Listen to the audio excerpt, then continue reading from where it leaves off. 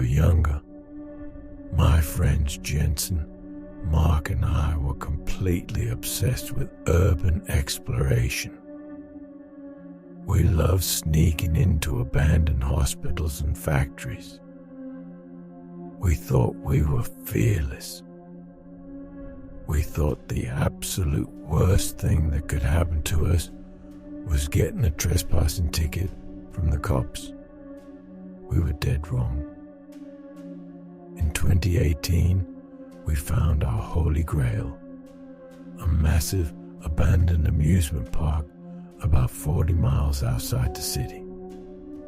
It had been closed down in the early 2000s after a severe flood. The perimeter was surrounded by a high fence, but we knew there hadn't been any security guards there in years. We parked our car on the shoulder of the highway, hiked through the thick brush, and around 2 a.m., we used bolt cutters to snap an old rusted chain on one of the side gates. Once we got inside, the sheer scale of the place was mind-blowing. Rusting roller coaster tracks, peeling popcorn stands. Nature had completely reclaimed the area. Trees were literally growing through the asphalt and the metal tracks. It looked like a level out of a post-apocalyptic video game. We wandered around for about an hour. It was quiet. Way too quiet. The creepiest building on the property was an indoor attraction, an old funhouse. It was this giant warehouse containing a maze, funhouse mirrors, and creepy mechanical props. Jensen insisted we check it out. We turned on our flashlights and squeezed through the partially open heavy iron doors at the entrance. Inside, the air smelled like thick mold and rotting wood. The space was divided by narrow corridors lined with faded red velvet. Our flashlights swept across the dark, revealing painted clown faces and shattered mirrors. We walked deeper into the maze, twisting and turning, when suddenly we heard a massive metallic clang. The sound echoed through the entire warehouse. It was the distinct screech of heavy metal grinding against metal, extremely loud and deliberate. We froze in our tracks. The sound came from the direction of the entrance, the exact doors we had just walked through. "It's just the wind," Mark whispered, but his voice was trembling. We immediately turned around and quickly navigated the maze back to the front. When the beams of our flashlights hit the entrance, my heart dropped. The heavy iron doors were now pulled tightly shut, and through the small gap between them, we could see a thick metal chain wrapped around the handles, secured with a padlock. Someone had just locked us inside. Pure panic hit us instantly. We rushed to the doors and pushed against them with all our weight, but the chain held strong. And right at that moment, in the pitch-black darkness of the warehouse, maybe 30 yards behind us, we heard footsteps. Heavy, wet, fast. Someone was sprinting directly at us. No warning, no shouting. Who's there? Whoever was in the dark simply saw our flashlight beams and broke into a dead, violent sprint right toward us. We almost lost our minds right then and there. We spun around and bolted blindly back into the maze. We ran with zero direction, knocking over old wooden props, tripping over garbage. The footsteps behind us didn't fade. The psychopath wasn't just following us. He was herding us like cattle. We burst into some kind of service room in the center of the warehouse. It looked like an old operator's booth. Cinder block walls and a heavy, solid iron door. We rushed inside, and Jensen slammed the door shut, miraculously managing to slide a heavy, rusted deadbolt into place just in time. We backed away to the opposite wall, turned off our flashlights, and collapsed onto the floor. We were gasping for air. My heart was beating so hard I thought it was going to break my ribs. The footsteps in the corridor stopped. We sat there in absolute darkness. The only sound was Jensen quietly sobbing from pure animalistic terror. We waited. Then we heard them approach the door. A hand slowly dragged against the metal outside. We heard the door handle slowly depress. The deadbolt held. There was dead silence for about 3 seconds. And then, boom! A terrifying, deafening crash. The man on the other side had sprinted and slammed his entire body weight into the iron door. The impact was so violent, the cinder block wall literally shook. Boom! He hit it again. He wasn't trying to pick the lock.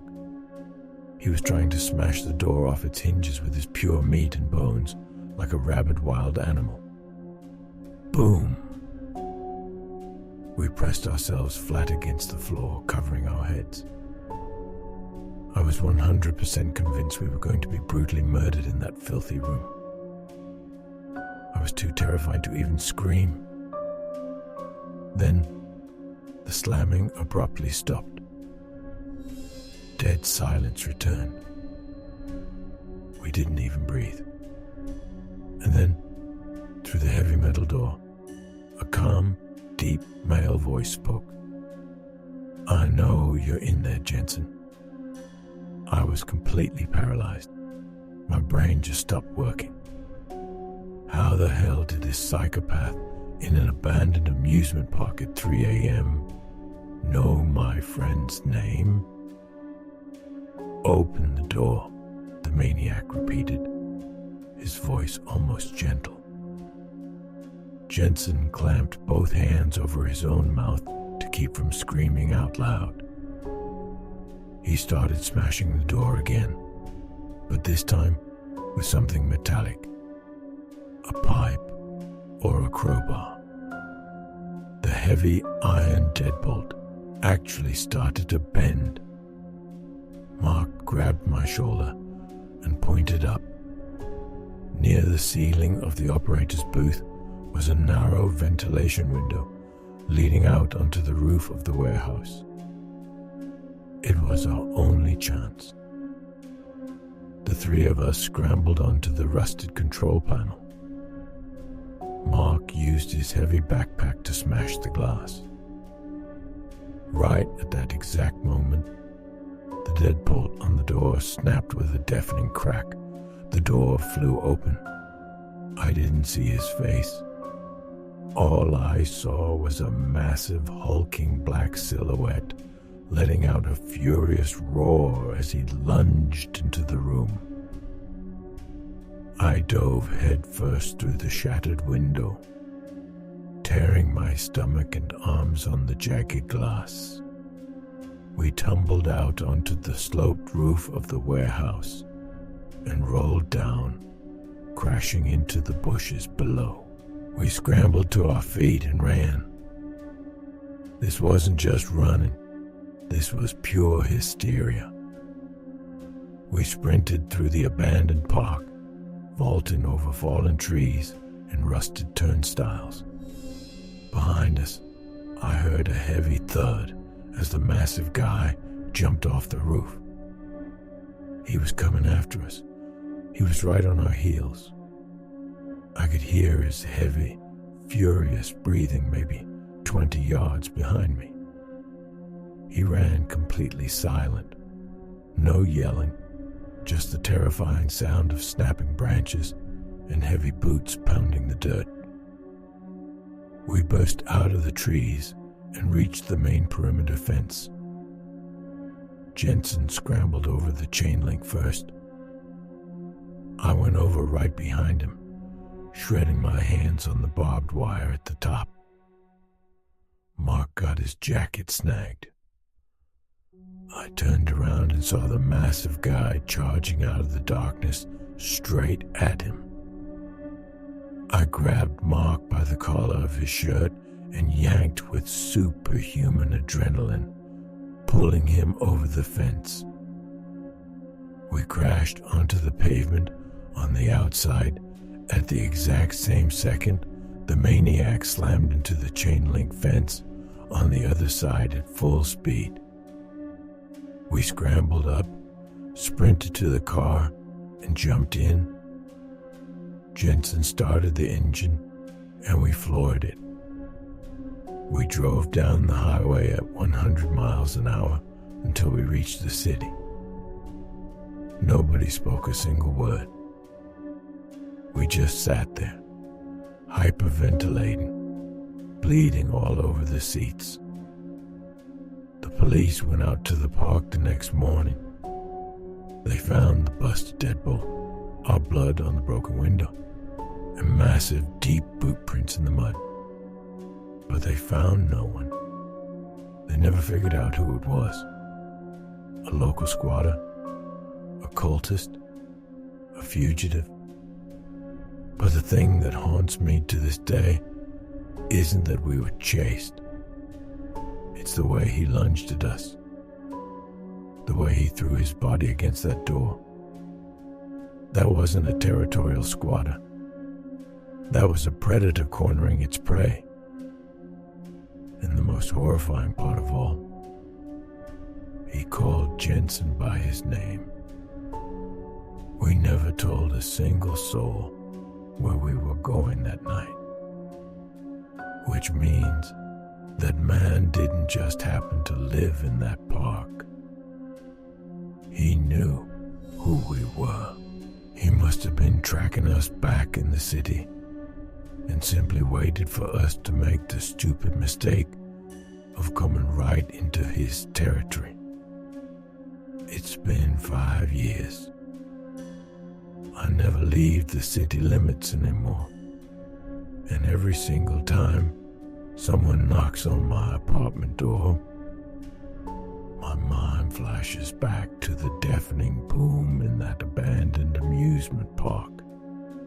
And I always fear that this time the door isn't going to hold.